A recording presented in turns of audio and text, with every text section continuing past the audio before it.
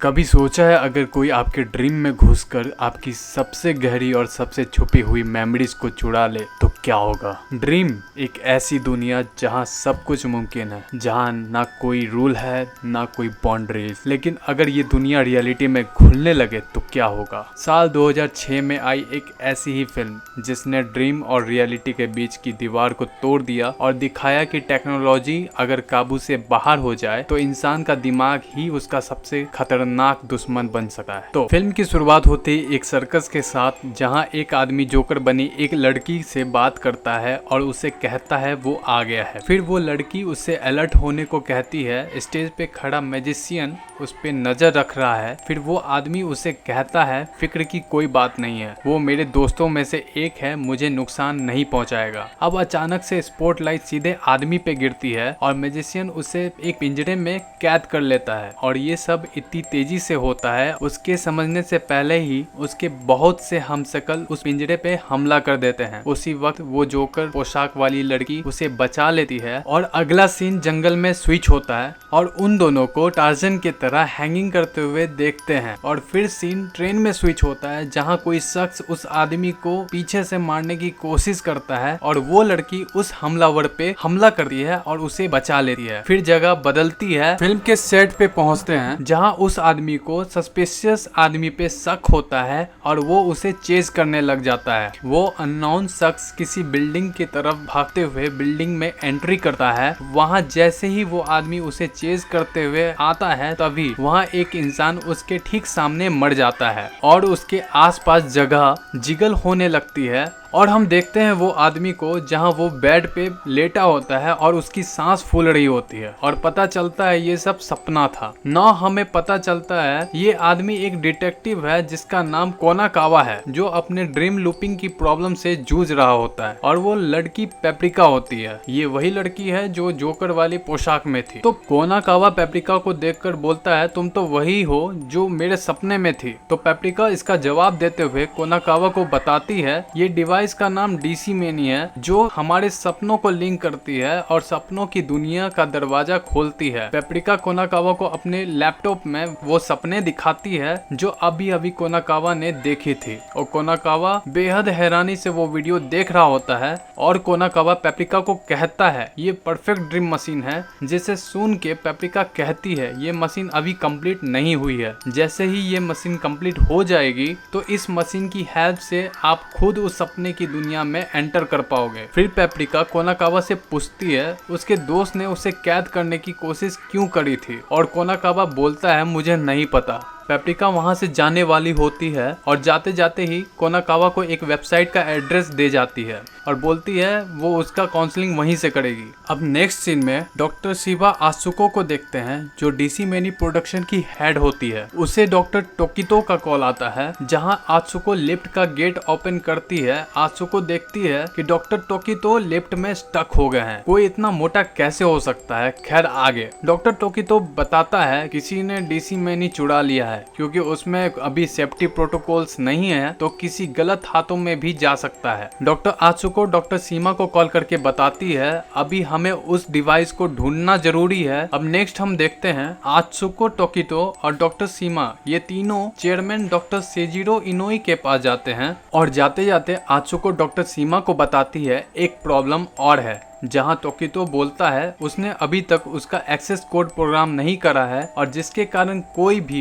Restricted चीजों को use कर लेगा। फिर आत्सुको डॉक्टर सीमा को समझाती है इसका मतलब जिसने भी डीसी मेनी को चुराया है वो साइकोथेरेपी मशीन से कनेक्ट कर पाएगा और डेटा को एक्सेस कर लेगा, जो भी डेटा उसे मिलता रहेगा। अब अगला सीन सेजिरो के ऑफिस में होता है जहाँ डॉक्टर सेजिरो डीसी मेनी को बैन करवाने की बात करते हैं। फिर आत्सुको कहती है ये अभी तक किसी गलत काम में यूज नहीं हुआ है तो अभी इंतजार करें और हमने अपने पेशेंट के अच्छे इलाज के लिए बनाया है जिससे उनकी हेल्प हो पाए। चेयरमैन ये भी बताते हैं कि उनके सोर्सेज के मुताबिक कोई पेप्रिका नाम की लड़की डिवाइस को यूज कर रही है। उन्हें डर है कि इस डिवाइस का यूज गलत कामों में हो रहा हो। अचानक से डॉक्टर सीमा अजीब तरीके से बात करने लगते हैं। ऐसा लगता है वो सपने में जी रहे हैं और अचानक विंडो से कूद जाते हैं और इस वजह से उसे काफी ज्यादा चोट आती है। डॉक्टर्स के मुताबिक ये डीसी मिनी के कारण हुआ है, क्योंकि उनके मुताबिक डीसी मिनी उनके ऑफिस के साइकोथेरेपी मशीन से जुड़ा हुआ है। अभी उनके सबकॉन्शियस माइंड में किसी और पेशेंट का सपना इम्प्लांट हो गया है। अभी वो वही सपने में जी रहे हैं। नेक्स्ट सीन में सपने को डॉक्टर आत्सुका, डॉक्टर टोकितो और डॉक्टर ओशिनाई एनालाइज करते हैं। वो देखते हैं सपने में बहुत से ऐसे लोग हैं जिन्होंने रोबोट और खिलौनों का रूप ले लिया है। ये सभी डॉक्टर सीमा के तरह बड़बड़ा रहे हैं और एक लाइन में चलते जा रहे हैं। ये सब के बीच एक आदमी को देखते हैं जिसका नाम डॉक्टर हिमुरो है, जो तोकिता का सबसे अच्छा दोस्त और असिस्टेंट है। इन दोनों ने सबसे पहले अपने सपनों को एक दूसरे के साथ बांटने के लिए ये डिवाइस बनाया था। नाउ रियल टाइम में ओशिनाई बताता है जरूर हिमुरो ने ही ये डिवाइस चुराया होगा, क्योंकि टोकिता के अलावा यही इस डिवाइस के बारे में जानता था। हिमुरा टोकिता से बहुत ज्यादा जेलस था, क्योंकि टोकिता बहुत ज्यादा जीनियस रहा है और उसी ने डिवाइस को बनाया था। इस बात को कंफर्म करने तीनों हिमुरो के घर जाते हैं और उन्हें वहाँ वही सब खिलौना दिखता है जो हमने डॉक्टर सीमा के सपनों में देखा था। यहाँ से उनका शक और भी ज्यादा बढ़ जाता है। डॉक्टर आत्सुका कमरे से बाहर निकलती है तो उसे एक अम्यूजमेंट पार्क दिखता है और वहीं डॉक्टर आत्सुका को वो डॉल एक ट्रेन पे बैठी दिखाई पड़ती है, जो हमने डॉक्टर सीबा के सपनों में देखा था। आत्सुका उस डॉल का पीछा करती है, तभी हम उस डॉल को एक सीढ़ी पे बैठे हुए देखते हैं। आत्सुका उस डॉल को पकड़ने के लिए आगे कदम बढ़ाती है, तभी पता चलता है असल दुनिया में वो खुद को बिल्डिंग से गिराने वाली थी। ऑन द टाइम ओशिनाई उसे बचा लेता है और इसी वजह से आत्सुका रियल वर्ल्ड में वापस आ जाती है। इसका मतलब और भी कोई यहाँ मौजूद था जो डॉक्टर सीबा के तरह आत्सुका को भी नुकसान पहुंचाना चाहता था। अब नेक्स्ट सीन में टोकितो बताता है जो भी पर्सन डीसी मिनी का जितना ज्यादा यूज करता है वो उसके साथ उतना ही ज्यादा अडॉप्ट करने लगता है। डॉक्टर सीबा और डॉक्टर आत्सुका इस मशीन का बहुत बार इस्तेमाल कर चुके हैं, जिस वजह से उनके बिना सोए ही उनके सपनों पे अटैक कर दिया गया है। इधर हॉस्पिटल में डॉक्टर सीबा की हालत खराब होने लगी थी और उन्हें बचाने के लिए पेप्रिका उनके सपनों में दाखिल होती है। यहाँ डॉक्टर सीबा टॉय बनकर ऐसे पोजीशन का हिस्सा बन गए थे और पेप्रिका उन्हें वहाँ से निकाल लेती है। रियल वर्ल्ड में वापस आने के बाद डॉक्टर सीबा डॉक्टर आत्सुका से पेप्रिका को थैंक्स बोलने को कहते हैं, क्योंकि उसी ने आज उन्हें बचाया है। आगे हमें रिवील होता है पेप्रिका डॉक्टर आत्सुका का ही ड्रीम फॉर्म है, जहाँ वो डिटेक्टिव बनकर वहाँ लोगों की हेल्प करती है और साइकोथेरेपी देती है। दूसरी तरफ हम कोनाकावा को देखते हैं जो पेप्रिका के दिए हुए वेबसाइट को खोलता है। इस वेबसाइट के अंदर डिटेक्टिव खुद को सपने में पाता है जहां पर एक होटल मौजूद था। ये असल में पेप्रिका यानी आत्सुका का सपना था और यहाँ वो डिटेक्टिव को ड्रिंक के लिए इनवाइट करती है। सपने के अंदर फिल्म देखने के लिए बोलती है, क्योंकि कोनाकावा के सपने में फिल्म की बड़ी अहमियत है। लेकिन डिटेक्टिव अनकंफर्टेबल होने लगता है, हड़बड़ाहट में सपने से बाहर आ जाता है। हम वापस रिसर्च लैब में आते हैं और यहाँ कई डॉक्टर्स ड्रीम टेररिज्म का शिकार बन रहे थे। कई लोग डॉक्टर सीबा के सपने की तरह अजीब बड़बड़ाते हुए खुद को चोट पहुंचाते हुए दिखाई दे रहे हैं। ओवरऑल सारा सिचुएशन हाथ से निकलते हुए दिखाई दे रहा था। ये सब के बीच चेयरमैन डीसी मिनी से जुड़े सारे मशीन को बैन करवा देता है,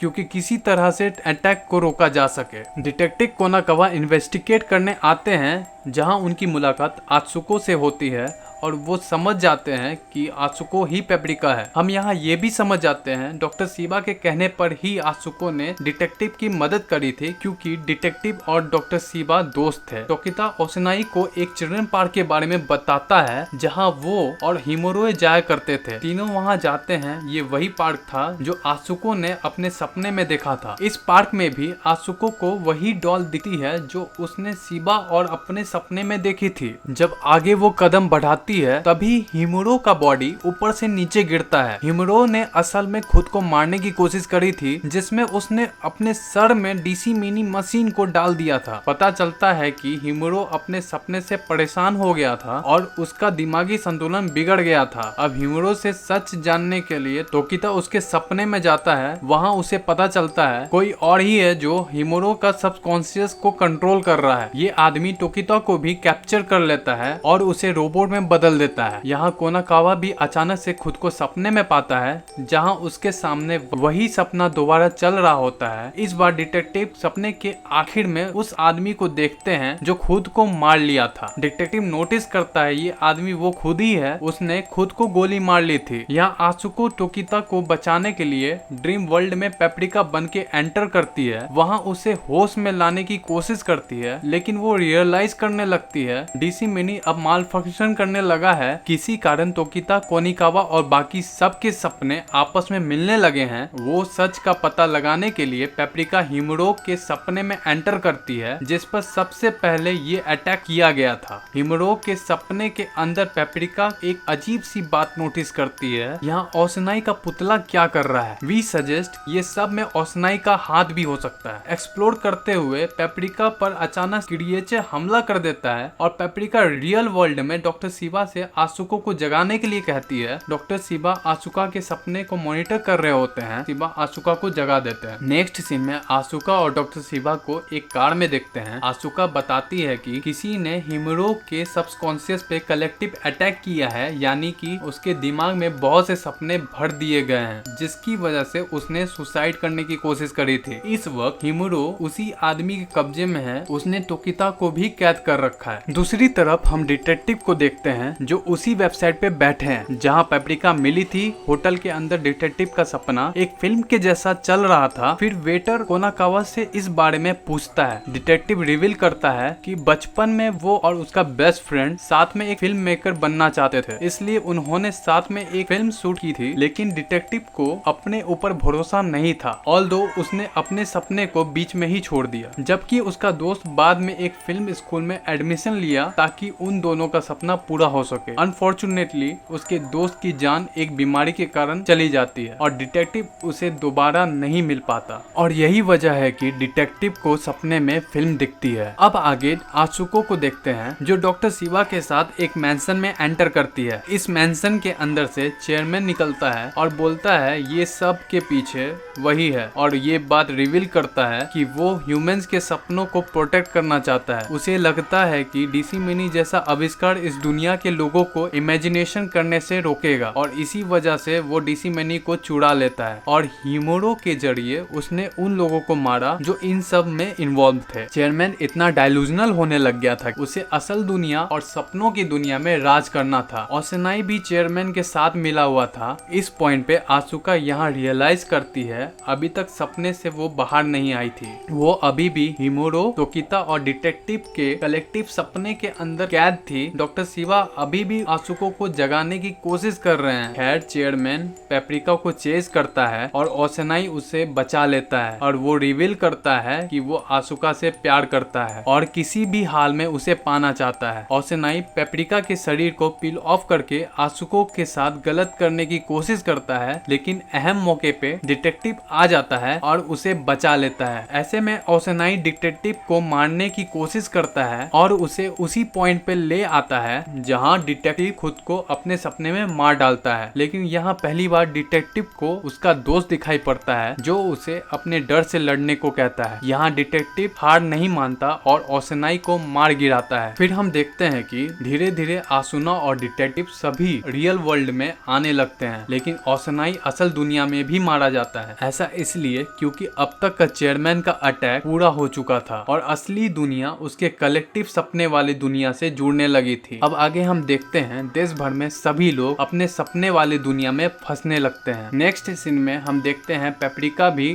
आसुना से अलग हो गई थी। आसुना अभी टोकितो को बचाना चाहती थी, लेकिन पेपरिका उसे अपने साथ चलने को बोलती है क्योंकि चेयरमैन को रोकना होता है, लेकिन आसुना उसे मना कर देती है। इसी बीच टोकिता का रोबोट फॉर्म सामने आता है और आसुका उसे होश में लाने की कोशिश करती है, लेकिन कोई असर नहीं होता और आसुका को टोकिता का रोबोट फॉर्म निकल जाता है। टोकिता लिफ्ट के अंदर फंस जाता है और आसुना उसे बाहर निकालने की कोशिश करती है। आसुको अपनी फीलिंग्स को एक्सेप्ट कर लेती है और टोकिता को बताती है कि वो उससे प्यार करती है। वहीं पेपरिका और डॉक्टर शिवा ये सब देख रहे होते हैं। तभी टोकिता के रोबोट फॉर्म के पास आसुका की परछाई उसके पास आते हुए दिख रही होती है। नेक्स्ट सीन में चेयरमैन वहाँ बहुत ज्यादा पावरफुल हो चुका है और सभी पे अटैक करने लगता है। सभी हवा के प्रेशर से खींचे जा रहे होते हैं, लेकिन अहम मौके पे पेपरिका टोकिता के बॉडी में एंटर होती है और वो आसुका के साथ मिलकर एक जायंट बॉडी में तब्दील हो जाती है। और जैसे जैसे वो सपने से जुड़े चीजों को एब्जॉर्ब करती है वो और भी ज्यादा विशाल होने लगती है, यहाँ तक वो चेयरमैन के हाथ को भी एब्जॉर्ब करने लगती है और वो एब्जॉर्ब इतना कर लेती है कि वो पूरे चेयरमैन को खा जाती है। ऐसा होते ही सभी के सबकॉन्शियस आसुका की कंट्रोल से बाहर आने लगते हैं और सभी असली दुनिया में वापस आ जाते हैं। एंड सीन में हम आसुको और टोकिता को साथ में देखते हैं, जबकि डिटेक्टिव को उसी वेबसाइट पर पेपरिका का मैसेज मिलता है। पेपरिका उसे फिल्म देखने को बोलती है। डिटेक्टिव वो फिल्म देखने के लिए चला जाता है और हम ये समझ जाते हैं कि डिटेक्टिव का सबसे बड़ा डर अब जा चुका है, वो अपने डर से बाहर आ चुका है और यहाँ फिल्म खत्म हो जाती है। तो गाइस ये थी पेपरिका की कहानी, जहाँ हमें मैसेज मिलती है हमारे इनर फीलिंग्स को हमें एक्सेप्ट करनी चाहिए। अगर आपको ऐसी मूवी देखनी पसंद है तो हमारे टेलीग्राम को ज्वाइन करें और मिलते हैं हम नए मूवी एक्सप्लेनेशन के साथ। तब तक लिए बाय बाय।